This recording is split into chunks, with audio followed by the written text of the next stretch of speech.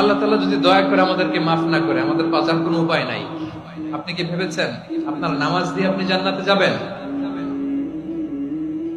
আপনি তাহাজ্জুদ গুজার, সেজদা দিতে দিতে কপালে দাগ ফেলেছেন, এটা আপনারা জান্নাতে নেবে না। আপনি এলাকার সবচেয়ে বড় হাতেম তাই দানশীল, এই দানের ভরসায় বসে আছেন। কশিন কালো আমাদের নামাজ, আমাদের রোজা, আমাদের ইবাদত, এগুলোকে মিজানের পাল্লায় উঠালে কোনো ওজনই হবে না। তবে আমাদের একটা কৌশল জানা আছে, আমরা আল্লাহর রহমতের ভিখারি।